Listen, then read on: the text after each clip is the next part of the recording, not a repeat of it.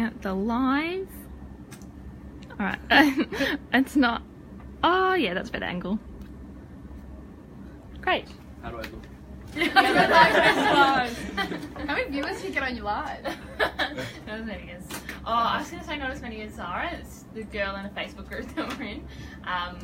But Zara's quite an uncommon name, so usually. Wait, what? There's this group that we're in, and there's another girl called Zara, but the videos are cray. We'll tell you later. We'll tell you later, not on live. What group is this? We'll tell you later. Don't worry about it. Anyway, hello everybody. Welcome to the first Content Lab of the year. Thanks a lot for coming. Woo! Yay! Woohoo! Thanks, Jack. So just to start off with, Aimee and I were just going to introduce ourselves, and then we'll go around in a circle, and everyone else can introduce themselves. Hello, welcome. Sorry, I went upstairs by mistake. That's okay. It happens to the best of us. We just got started, so I haven't missed anything. So just to start off with, my name is Lindsay. If we don't know each other, I work here. I'm the content development coordinator. I sit on that desk over there, and I help volunteers develop content. Essentially, before I became a staff member, I volunteered at SYN for a few years. Now I do a show on Joy every Monday night, and I also make a podcast. And I'm also joined tonight by Aimee. Hello, everybody. Hello out there. Yeah, I'm the internal training coordinator. I think I've met almost every one of you. So I train all the volunteers that come to SYN, usually. I've been doing a heap with Triple M at the moment. I've been doing some casual producing and some 3AW stuff, an internship there. And I'm also at Joy. I do a show on a Friday, a solo show. So tomorrow's 12 to 4, check it out. There'll be some bangers, let me tell you.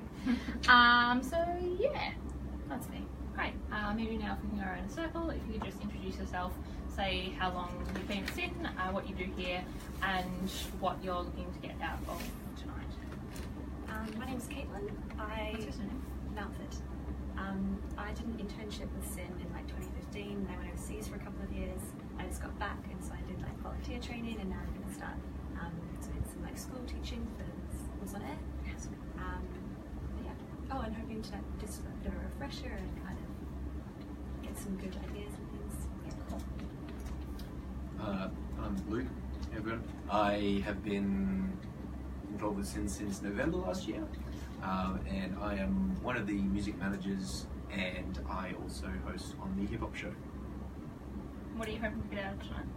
Oh, just hone the skills of presenter, because I'm not a perfect presenter. I'm an R a lot on air, I think, so getting rid of that and just soaking it all in. Great. No one's a perfect presenter, so that's fine. Next. I'm Lizzie. I'm What's your surname? Elizabeth Village. How do you spell this surname? Pillidge. Great. I'm doing journalism at RMIT, and so I'm supposed to get all this Mate. like experience doing broadcasting. So I'm just seeing if it's what I like. So getting involved with the news bulletins. Great. Yeah. And tonight, just like finding skills as a news presenter, I guess, is pretty important. So, yep. Cool. Next. I'm Jack Hollenberg. I've been at SYN for just over a year and a half. I've done You're Approved and Voice, and this year I'm doing events in 1700. And I'm here because I haven't presented in like a few months, and probably not really going to present this year, I don't think. Just need to get some tips so I don't like forget everything. And hear what you guys have to say. Love it. Hi guys, I'm Zara. I was music manager last year and did the hoist with Jack as well, season 3, I think. Yeah. Haven't really done that much on air things, I guess. It's in maybe just one season, but I'm doing a lot of field at Triple R at the moment, and next week I'm doing 2 fills. So kind of just want to brush up on my talk breaks and try to make them a bit sleeker. Lucky last. Yeah, hi, I'm Connor, last name Roselli, just for you knowing me down, R-A-S-E-L-L-I. I did originally a TV training course 2 years ago, but then I only really got interested in SYN during August, was it August last year? Yes. Yes, August Yes. last year, where Aimee was my mentor for the awkward stage. Yeah. It's like fun, Connor. Yeah. And I wouldn't say whether I was forced to come here tonight, but I was told last minute that this was on and that I better This is be not here me, this is by Lindsay. Lindsay. Encouraged to come Okay, so for your own professional development. yes, so I'll just see what I can get out of tonight, and then I'll inform you all after what I got out of tonight. Yeah. Afterwards, yeah. Are you joining us, Josh Martin, or are you just... Yeah, I'm here. Are you off? I was watching the hub, or the live video to check that our hubs are watching, and there's a few people who are keen on watching on the line. Great. Ooh, And on that the was- That's so weird. What the hell? That's what I was thinking to move Hey, on. Connor, would you because mind- it's I'm just going to move the camera so Yes. Oh, it's I'm gonna more shut now. this way. Oh, I'm moving in. Okay. Yeah. Just so it's like less on Aimee and I and more on the group. What do you mean? Fantastic. The camera Right. is actually tracking to me. Yeah. 5 to 1700. Is that why you're in the radio? Yeah, no, yeah. Giving other people a chance. Yeah, totally. That's why. Oh, that angle now. Thanks. Okay, great. Thanks everybody for doing that. So these sessions are kind of dictated by what everybody else wants to get out of them. So Aimee and I have prepared a presentation, but we want this to be very informal and collaborative. So if you've got any questions or there's something that you really want some advice on, let us know. We've made a presentation that we can send to you afterwards, but we don't need to stick to it. So just to start off with, it's a bit of guidance on what we're going to be covering tonight, how to be the best broadcaster you can be. So to start off with, Aimee and I were going to do a bit of a role play about a talk break that could use a bit of help. Yeah. Okay. Are you going to start? Okay, I'll start. You 12 dramas coming back to me. Oh, I'm nervous now. Taking notes. Is this already going? No! No! Just I got a wait. few points already. Yeah, I'm already not liking these presentations. Okay, so Introduce. You should back announce it. yeah, that's fine. Welcome back to Sin Radio. That was Taylor Swift. Aimee, you just told me off air that you really hate cheese. What's that about? It's an inside joke we both had. I just wanted to talk about how I love camembert, but I'm also lactose intolerant. That's why I don't like cheese. What's lactose intolerance? Lactose intolerance is just like stuff about cheese and stuff. Oh, that sucks. I know. It's so funny. It's even better when we have inside jokes, you know? And I also love talking over my co-host. Like, just say something for a second. Like to play. It's actually a hobby of mine talking over the top of you and giving the audience like no context. Like it's even better when people aren't in the loop. You know, I just love it. Anyway, listen to Sin FM, Sin 90.74. See you later. Here's Taylor Swift. Yeah. Okay, so that's a bit of You do. probably exaggerated a bit, but we wanted to hit on some points that we both hear a lot whenever we listen to Sin, that are really easy things to do and also really easy things to like not be aware of, but easy things to fix as well. So the main ones are that we tried to put into that role play was the first ones are the IDs, so the station, Sin 90.7 or Sin Nation, rather than Sin FM. Sin FM, Sin Radio, all of those sort of things. Well, the wrong number altogether. Yeah. 74. Yeah, 90.74. Also, the show usually helps to give a bit of context to the show that you're on. Aimee and I mention what show we're on, you would have no idea. So quite often when you're doing shows, you might assume that people listening listen to The Hoist every day, but maybe people are listening to the first time and they've got no idea what The Hoist is. It's a bit easier with a show like The Hoist because it is Australian music, so you don't have to be an expert to pick up what's happening. But say doing a seasonal show, we've got so many niche seasonal shows. For example, we've got The one about drinks. yeah, we had a show on last year all about drinks called Thirsty Jerks. So obviously quite niche content. And if you're just a stranger to Sin, you didn't know the presenters, if you turned the radio on and you heard two blokes talking about chocolate milk with no context, you would be like, this is really weird, and you would probably not continue listening. And you might because it's a really good show. But what helps is saying just a quick line say, "G'day, you're on Thirsty Jerks," where each week we deconstruct the importance of a drink or something like that to give it a bit of context, and also the presenters' names, so Lindsay and Aimee. Yeah. Do you want to take the next one, Aimee, about what the show is about? Actually, I kind of just fleshed that out in my last point. Maybe back and front announcing. Okay, it's so important to back and front announce songs because, again, like Shazam, you know, the app that scans music, it's annoying to bring that out, to chuck in the song's name and the artist. I think it's also a great opportunity for back and front announcing to put your personality into it. So if you love a song that you've just played or is coming up, tell the audience that. So, for example, I love Beyonce, and you know Crazy in Love, that song, right? So if I was to do a back and announce, I'd say, that was Crazy in Love with Beyonce, my wedding song. I'll be walking down the aisle to that. You're listening to Sing 90.7 with Aimee. Like, it just has more personality to get to know you a little bit. So yeah, chuck that in when you can. Something else that we've heard recently on Sin is whenever Connor back announces his songs, he'll sing the end of the end of the line. It sounds really good. It's just like nice. I'm like, now we know that Connor like seems like a fun-loving guy. Okay, I've been pointed out unfairly, I feel, but this is a good point out. I'm open to it. Apparently, they solved something called a banger issue. Yeah. So, what is that banger issue? Just so many other words to use. Okay. Too many bangs. Okay. So, from what I'm assuming, someone will say we've got a banger coming up, but when there's just so many other ways to. Oh, okay. Overused word, yeah. So I have unknowingly solved a problem. Thank goodness. That's it. Yeah. And some other things to be aware of. The time is a bit harder because we don't have big clocks in the studio to say like what the time is, but there is like a clock on your phone or your laptop or something like that. I like signposting the time just because I feel like it's kind of good practice across most radio stations that you listen to. And also another big one is Welcome Back, which sends shivers down the spine of Aimee and I whenever we hear it. So yeah, I think Welcome Back is the biggest one that stands out to me.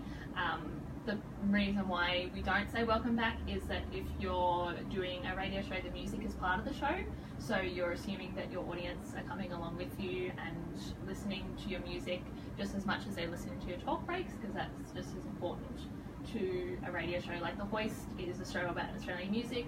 If you're assuming that the listeners aren't listening to the music, then what are they listening for? So rather than saying welcome back, it is a really hard habit, I think, to get out of. But just sort of trying to program yourself and correct yourself to not say welcome back. Like replace it with another word. Replace it with your show's name instead. So you're on the Aimee and Lindsay show on 90.7 rather than being like, welcome back. It's freaking annoying. No one's going anywhere. They're there with you. You got loyal fans. And I think the next one was Aimee and I were going to roleplay a good version. Okay. Ready? This is going to be the hardest. This is going to be hard now. Yeah. Oh my god. Okay, Do you want to start? No, you start. Okay, alright, I'll start. I gotta think of like another song I freaking forgot. Beyonce, Single Ladies. No, I have one. Okay, if you're a Shrek fan, you would have loved that. That was Smash Mouth with All Star. You're on C90.7 with Aimee and Lindsay, where all we talk about is food condiments. Lindsay, we were just talking about before in the break about tomato sauce. Can you tell me what tomato sauce is made out of? I'm gonna go out on a limb here, Aimee. And is it tomatoes? I actually think it is. I've done research and I've figured out it is tomatoes and a little bit of salt. Wow. It's really interesting. But don't go anywhere because next we'll be playing Taylor Swift. We Shake It Off. You're listening to Aimee and Lindsay on C90.7. What's the time? Oh, damn it. Oh my god, and it's 7:10. And the weather is 4 degrees. There you go. Wow. Yes. You don't get that here in Melbourne. No. So some other things that I want to touch on as well, like I think a really big thing, particularly during a talk break, if it's going a bit longer, or during an interview, like if you're having like a 10-minute interview, not everybody is listening for the whole 10 minutes. So if you're getting someone at like minute 3 or minute 6 or minute 8, they will have no idea who you are, who you're talking to, and what you're talking to them about. Yeah. So I put an example here.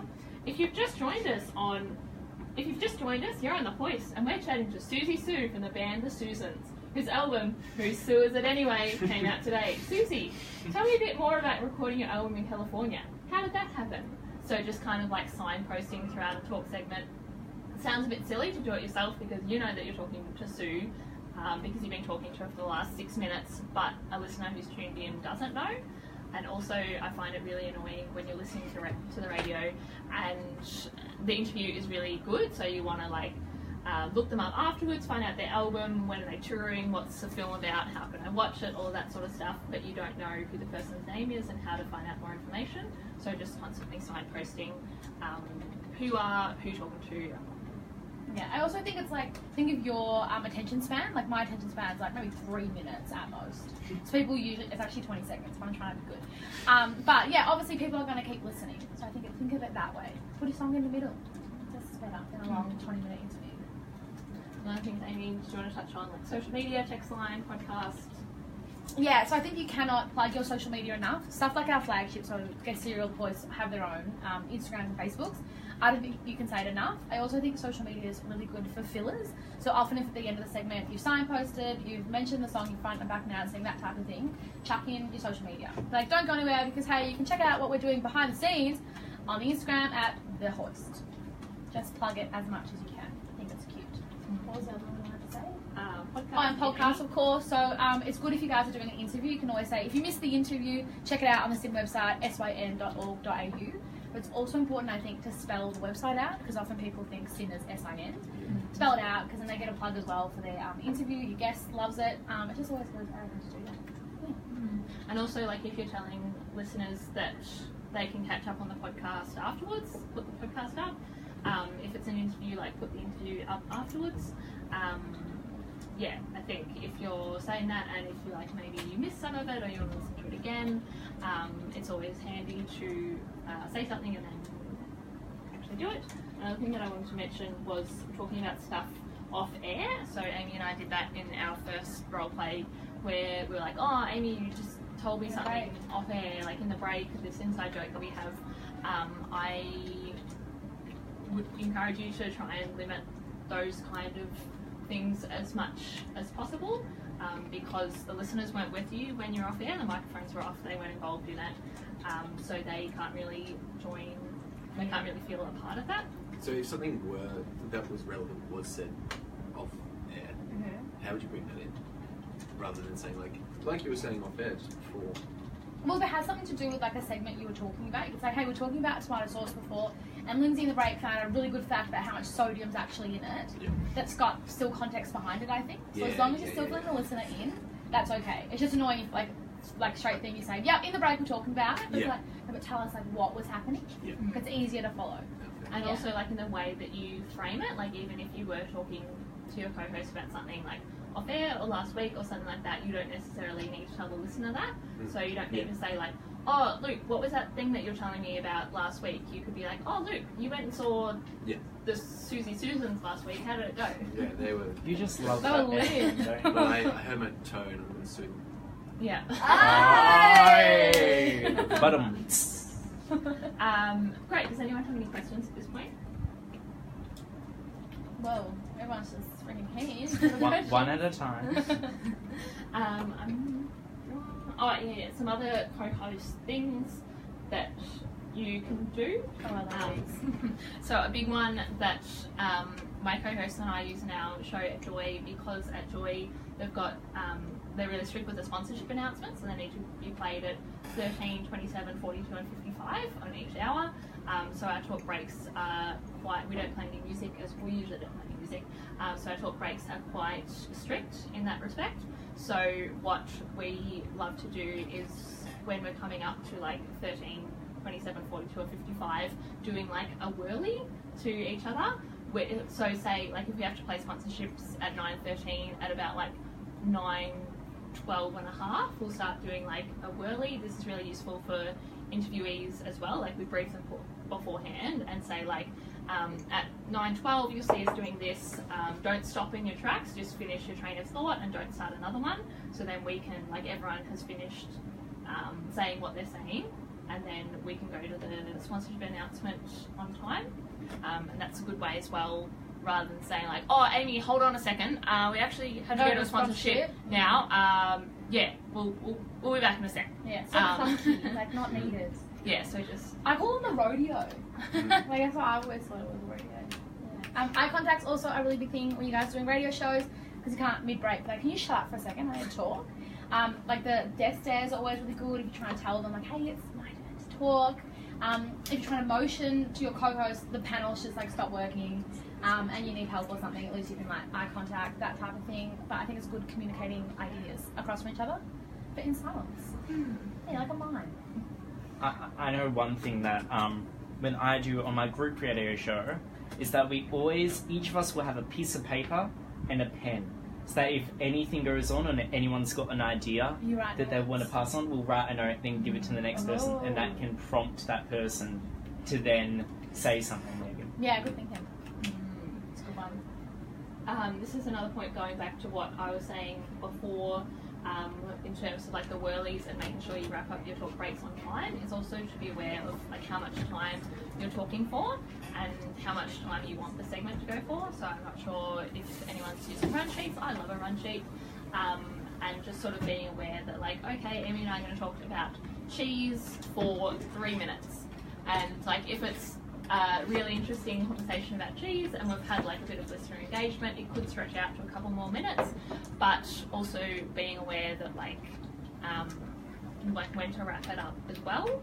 And say we plan to talk about cheese for 3 minutes, we get to 2 minutes 17 seconds and we've got nothing left, we've just run ourselves dry with cheese content. To like, it's okay if you've scheduled it for 3 minutes and you've only got enough for 2:17.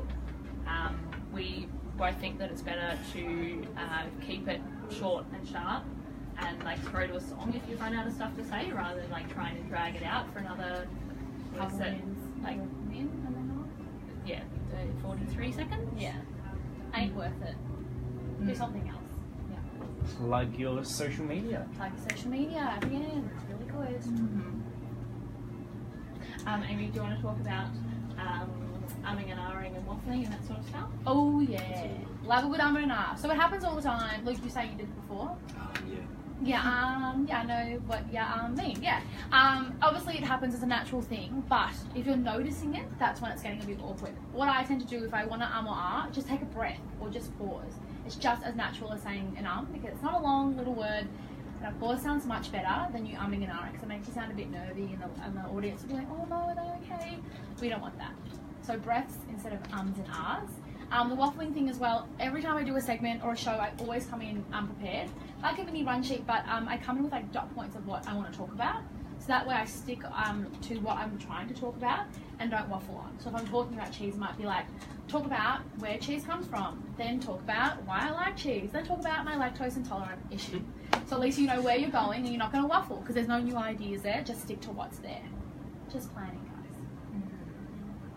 And depending on the type of show you've got and like how many co-hosts you have, maybe you've experienced this, Connor, in Flying Fedoras, because you've got so many hosts, sometimes it can be hard for people to get a word in and for it to feel like kind of a coherent conversation that's going anywhere.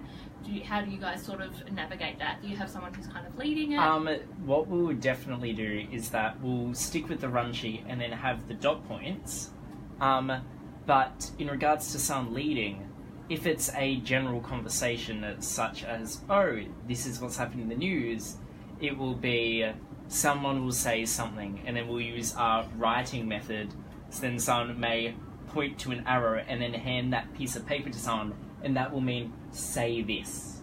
Yeah. But then in regards to segments as a whole, generally one of us will design 1 or 2 segments or talk breaks, and then they will lead that segment for the show. So then that way most people get a chance to write out an idea for the show and be a big part of it, even if it's for that 5-minute break. Yeah, that's a great idea, like bringing in your own segments and having like each person lead their own segments. Another thing that I am aware of, particularly with SIN, because we are all young people and we're still learning and all that sort of stuff, is that sometimes it can be quite intimidating to like talk on the radio, which seems a bit silly to say because like you're on the radio to talk, why would you be scared of talking? But it is inherently a scary thing to do, and I think sometimes if you do have a, like say you're hosting Flying Fedoras, for example, has like 5 co-hosts and that's a lot of voices. A couple of things in those kind of situations is if you have like 5 people in your team, maybe not all the 5 people show up each week, so you've got like 3 people on each week, so there's less voices to compete with. And then also having someone who is kind of has like a position of leadership to kind of be aware of being like, oh, okay, so like Luke has spoken like 7 times in the last half hour, but we haven't heard anything from Jack, and kind of directing more questions to people who are maybe a bit shy and don't know how to like jump into conversations like that. Because I think in those kind of situations, the shy people definitely do want to have something to say, and they definitely do have things to contribute. They just are not sure how to like get a word in. So I think assigning someone to kind of like observe the whole group and maybe not say as much, but be there to kind of like prompt people who are struggling to get a word in. And also as well, if you're aware of yourself as someone who is a big talker on the radio, which is fine, also just being aware of how much you're talking in relation to your co-hosts, and yeah, have they talked this hour, have they talked in this segment, and kind of not dominating too much, because that can be off-putting as well. Yeah. Are there any questions about that? No. Okay, terrific. Swaggy. And something else that is a big theme of this presentation, and also something that I try to encourage volunteers to think about all the time, is that people actually do listen to SYN. So I think there's a bit of a culture around here that like SYN's a bit silly and a bit naff, and we're young people and no one listens to us, but we're a big deal and people do listen. So with that being said, I think it's really important to consider your audience at all times. Like if you're going on a waffly, ahhing tangent, where you're talking over your co-host about an inside joke that happened 3 months ago, how will your listener feel about that? If you were listening to that, like if that was on Triple J or PBS or Triple R, and you were listening to that, what would you think? Do you think that's good content? Does that make you feel involved in the conversation? Is it good radio? Probably not. So treating your audience the same as you want to be treated.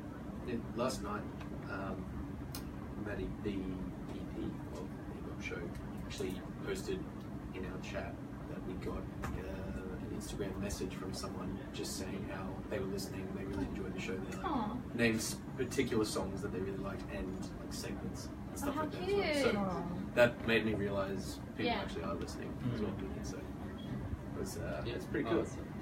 Something else off you know, because something happened to us last year, because you know, someone on the show like plugged his own Instagram, and then this guy just like followed him and followed all of us and sent weird. Yeah. What messages is he sending? He was really cute as well. Like, yeah, yeah, it was fun though. And then he he started messaging the new and approved page, and it was like obvious man. Oh, that's lovely. It's always a big moment when a fan of the show likes and actually talks about you. During my last, I wouldn't say last session with Aimee, as Aimee actually left us during the last session of mentoring. I can't help it, I got another job. She Western Australia'd us, as Western Australia is leaving. But what actually happened was someone liked us, and then they had this really good comment all about if they were in a zombie apocalypse, they would brush their teeth because they were English, and they would actually have, for once, really good teeth compared to everyone else. And it was that comment that then sparked a whole entire segment and tradition now on my Flying Fedora show to always get the audience involved and have a comment. And it's those comments that you can then use to create a segment, maybe if you're running low on an idea or two. Yeah, brilliant. And I think even more so now with the text line being like slowly rolled out to some shows to demo, and before like being officially rolled out to all the volunteers, you will be surprised by the number of messages you get, probably from people that you don't know, because as much as your friends and family love you, they're probably not going to listen to you on the radio every week. Speaking as someone whose friends and family never listen to them on the radio.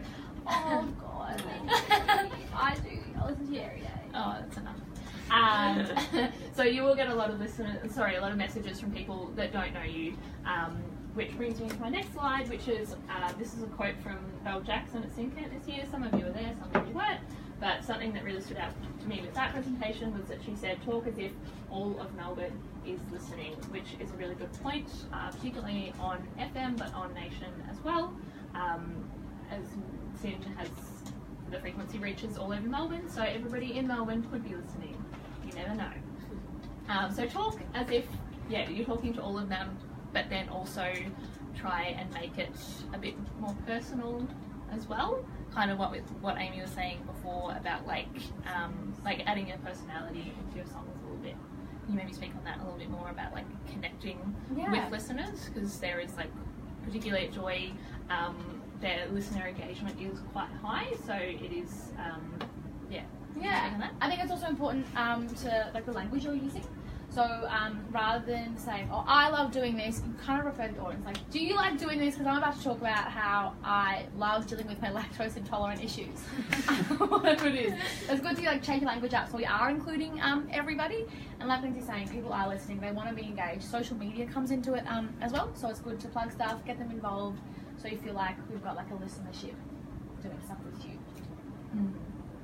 I think once we have the text line up and running for all volunteers to use, we'll run like another session probably about like how best to use it, and how to talk to listeners and include listeners like in your content with the text line, because I think that definitely will have an impact in terms of like asking questions and letting those questions kind of dictate your content a little bit, which will be really exciting. I did a couple of shows before Triple Z where they had a text line, and they would actually have a segment on like it was animal wars, like who would win. It was like 127 magpies versus like 33 pigs. 33 eagles. Or, yeah. Oh. No, not pigs. Species versus species. I see. It did go cross species. You know, it was hippos versus elephants or something, and they would just get people to text in and then just talk about it with texts. So that's definitely a good idea, getting the segments around the text line. Yeah. I'm keen for the text line. No, about super soon. I recorded a sleep report the other day. It's #weird. Oh yeah. Yep. How do you say, does the number like have a good ring to it? Or is it Unfortunately, What's the number? Do you know? I don't know off by heart, but it's like an 04 number. We had to change it. So the new number, it's quite long, but if you say it with enough pizzazz and energy, people are going to remember it. I think just saying it a lot as well. Yeah, definitely. The hip hop show is one of the ones who's trialing it, and we sort of keep forgetting to actually say it. We say it like twice in a 3-hour show. Yeah, no, keep plugging it. And you can always put it online, of course. The old SYN text line, I think it was 0427 767 767, which is obviously really easy, but it's also one digit away from the Etihad like abuse line. Yeah, so the text line stopped working in 2015, but we're still able to receive messages on it. So Alice went in to see what all the messages were, and they were just like heinous messages. Yeah. And we're like, what's this about? And that's why. Yeah, next minute we realised. So that's why we had to change the number. So it's not as heavy as 0427 767 767, but it's a text line. There's a couple of zeros in it. Yeah. and if you pause at right enough place, and then you said add the pizzazz to it, Yep, people you're able to. I don't think it like equals a word either. Like you can't say like 0412 SYN, yeah, like it's not anything like that. We could probably work it. I think there's a website apparently you can put numbers in and that tells you like what words it equals. You have It a doesn't say. social media engagement competition where it's like figure out the best word for our new phone number. Yeah. Sure, we'll give away like the million CDs we have. Yeah, you get Or maybe this brewing piece of toaster art. Yep. So great. Now we wanted to move on to talking about interviewing. Oh no, this is my training. This is yours. You want to take this then? Yeah, can I just move it? Sorry about that. So anyway, we do this in training, but it's all about being a good presenter versus a bad presenter. So a good presenter, you should be coming prepared with your scripts and your run sheets. Like I said, dot points, your segments, so you're not going to get on the mic and then forget everything you ever learned in your life. I know some people, when you get behind a mic, you forget like your name.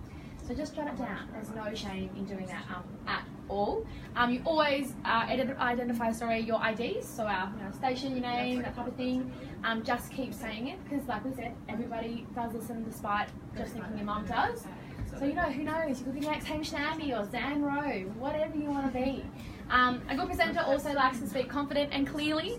And a good presenter, if they do make a mistake, they won't keep bringing it up. The worst thing you can do is be like, oh my god, about time 20 minutes ago, or I totally mucked up a word in a song, oh my god, it was so funny.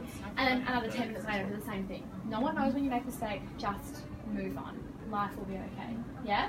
A bad presenter often will show up not on time. That is really annoying. You all know like getting to the studio earlier is less stressful for you, and if you're getting public transport, it's always late. So at least you've got time to settle in, chat to co-host, which is really good. What am I doing? Oh hey. Hello. Did we get through? Oh sorry. Guys, we need to get there. I'm just saying goodbye. Alright. Okay. You're going to say goodbye to the live? Bye. Bye. So yeah. Thank you for your inclusion. Thanks, Molly. And what else do I do? And yeah, like we said before, don't exclude your listener. No inside jokes, pretty please. Or at least try and explain them well enough. If you're talking about tomato sauce, especially. That type of thing. Or cheese. Yeah, or cheese, or yeah, whatever you want. Eggs, who cares? Yeah. Preparation, research. Yes, prep. Every time you guys do any preparation for an interview or a segment, it's really good to go in with like an angle of some sort. So if you want to get the latest scoop on their book coming out or who they're dating, I don't really mind, but go in with an angle of some sort. I'm just thinking of like celebrities right now, that's fine. So go in with some type of angle, it always comes out a lot better. And think about what do you want to get out of it. Don't ask questions you're not interested in, because it can tell, like we can tell you not genuinely want to hear about it. Ask things you definitely want to know. Just on that point, I think it's important to remember as well that people are coming on seem to be interviewed for a reason, because they've probably got something to promote, like they've got an album or a book or a comedy show or a play or skincare or something like that. So they're there for a reason. They want to talk about whatever they're there to promote. Don't spend the whole interview being like, oh, so your show at the Butterfly Club opening tomorrow, tell me like every single detail about that. But they're there for a reason. So as much as possible, like try and develop a bit of a rapport and have a conversation going, but remember that they're not there as your friend. They're not there to have a yarn. They're not there because they've got nothing better to do on a Tuesday night than to come down to Building 6 and hang out with you. They're there for a reason.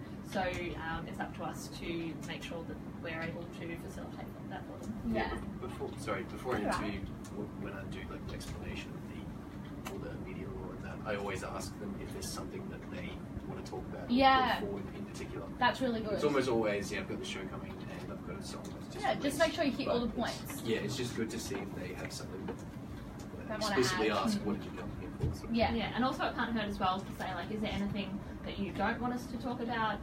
Because maybe they've had some sort of like controversy, or they've broken up with someone recently, Exactly. or something has happened, or maybe like someone has passed away in their family recently, so that they're like, oh, I'm not sure if it'll come up, but maybe don't ask me about my Like uncle. family or history or something. Yeah, just to cover your bases. Yeah. You can on that. That's okay. Also important to do research for any interview. Don't go on their bloody like private Facebooks, and don't talk to them about like their 2011 trip to Japan. It's very awkward. Don't do that. Everybody has like a public social media page, so Instagram, Twitter, Facebook, whatever you'd like to use, and they're full of like really quirky things. I know on the hip hop show, it was The Hoist and Maddie and Paul on it, and Maddie had gone through their guests' Twitter and like found some funny tweets that they tweeted the last week, and she brought that up on air. So it looks like she really did her research. It was like an interesting thing to hear about, and the tweets were like funny AF, so it was like good content, I think.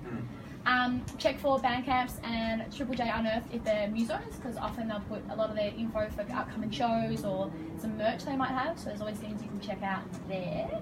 And of course, like just do a typical Google, like have a Google what comes up, look at some old interviews they might have done. I also feel like when you watch the old interviews, you can almost see their body language to certain questions. So if someone's asked them, oh, like what's your inspire behind this music, and they do like a, oh, here we go again, then you know you're not going to ask that next time.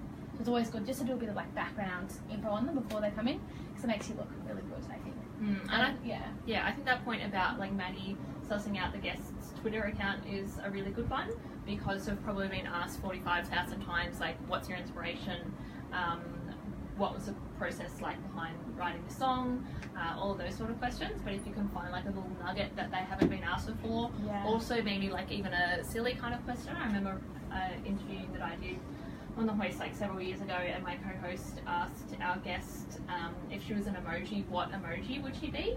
and that was like a really fun question that I don't think the interviewer was really expecting. Yeah. So we're still like, for the most part, like sticking to what the artist was there to promote, which is like a song or a tour or whatever. But it was like a little bit fun as well. Yeah, and again, adds more personality to the interview as well. So I think interview shouldn't be just like Lindsay, what's your favourite colour? Great. What did you have for dinner last night? Great.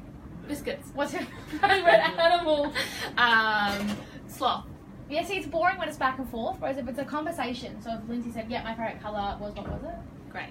Grey. I love grey, my whole wardrobe's grey, love me grey.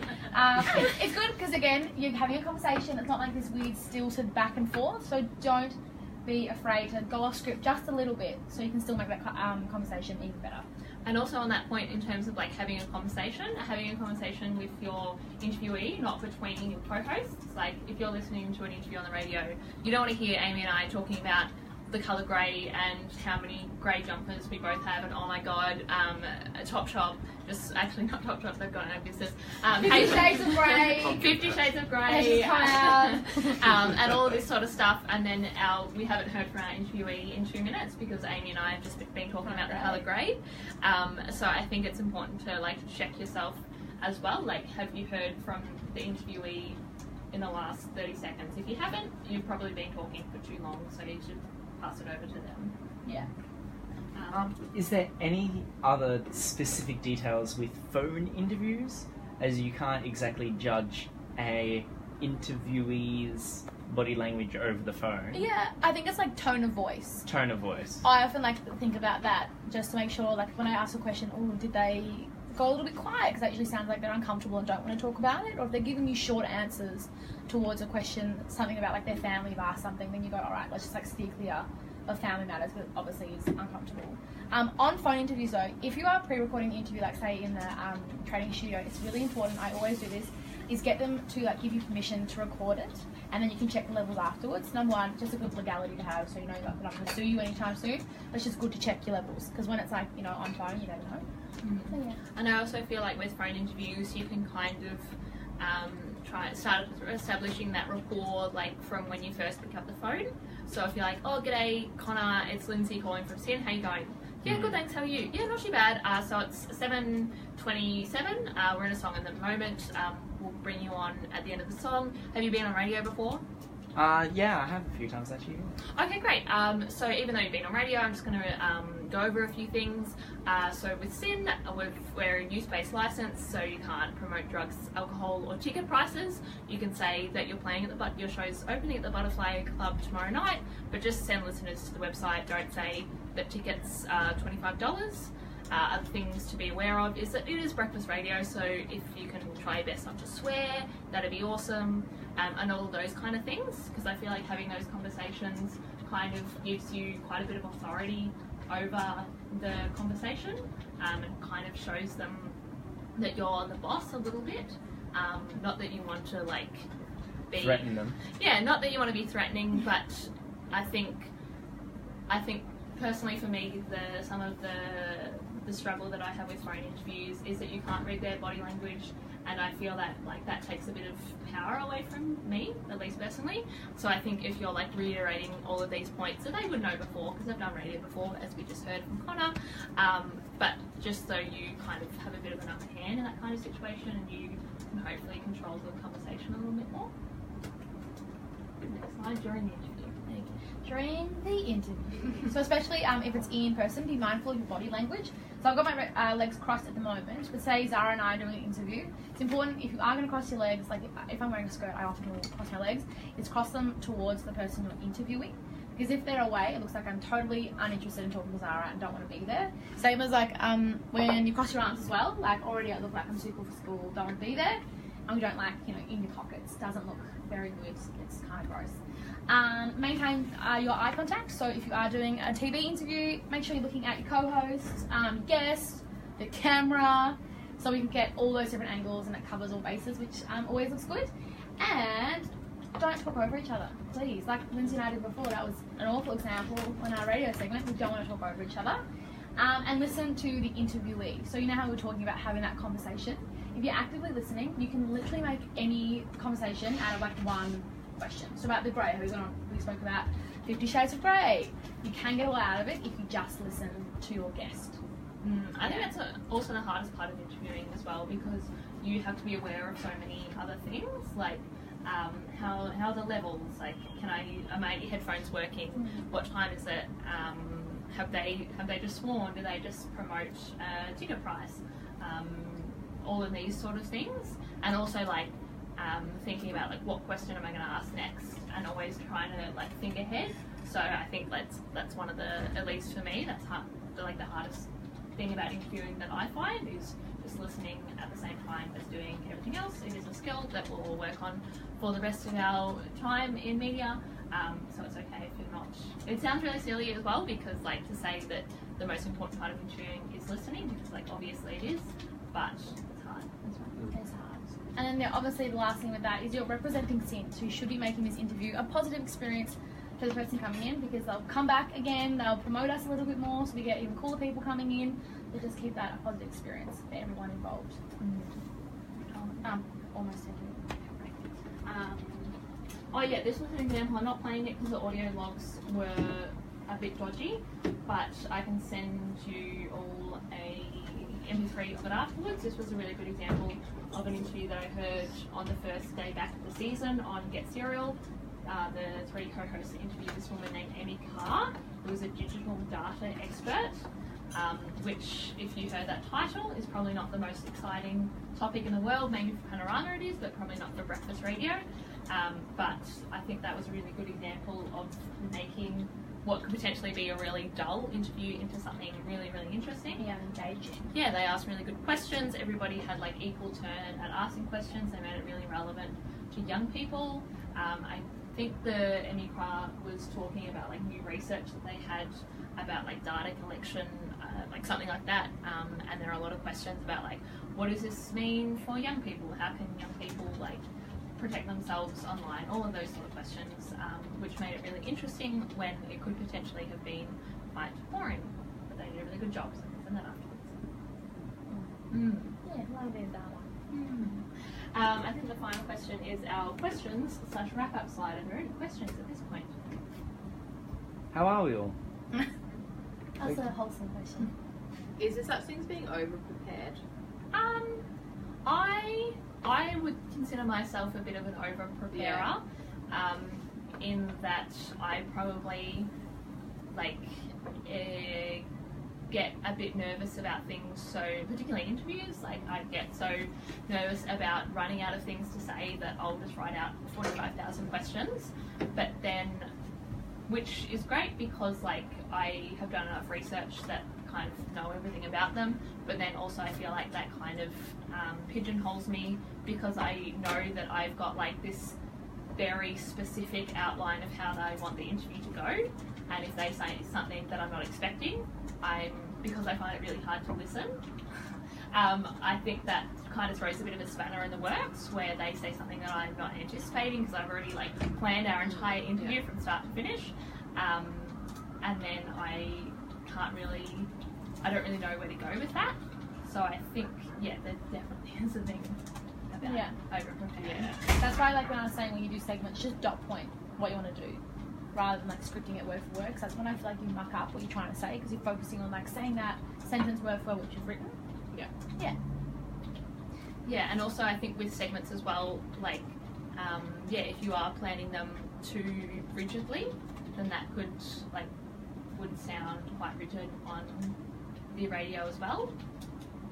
So if you're saying like, you're back on Get Serial, Aimee, now we will talk about cheese. What is your favourite type of cheese? Because like you've kind of written yourself a little bit of a script almost. Like writing scripts is fine for your first couple of weeks to get you sort of settled and into the flow, but I would definitely agree dot points more effective. And also if you're in a hurry as well and you just need to quickly glance down at your paper, if you've got like a 4 lines of a question with like a statement and a short story starting the question, and then you ask a question with like 3 different questions in the one question, if you glance down at that paper it's going to be nothing, but if you glance down and you see like California, oh yeah, so you recorded that album in California, how did that go? Sounds much better. Are there any other questions, you guys? Okay, that's alright. The other thing is, Lindsay and I love like air checking you guys and giving you feedback. I've had a couple of volunteers that will email me the interviews I've done or just like a random break. Love helping you guys out. And like Lindsay and I said before, we have a bit of knowledge in the field, so always happy to give you any type of feedback if you would like. So our emails are there, by the way. Yes, they are. So you can always email us if need be. Anything else, my friends? Will you send us this presentation? Yes, we will send you this presentation. Yeah. Just before you go though, I'm going to get you to fill out a short survey. It's all anonymous. Don't put your name down. Unless you want. Okay, I'll finish the live now before we do the survey. But yeah, thanks you everybody for joining us. Thanks everybody who joined in the live. Hopefully we had some hub viewers with us tonight. And yeah, as always, if there's anything that you want me to do in these sessions, and those listening at home, if there's anything that you want covered or a guest speaker, or a skill that you want a bit more professional development with, or yeah, get in touch with us. Yeah, we'll have a good chat. Yeah. The next content lab will be about TV and screen, so stick around for that. Woohoo! Yeah! Thank you.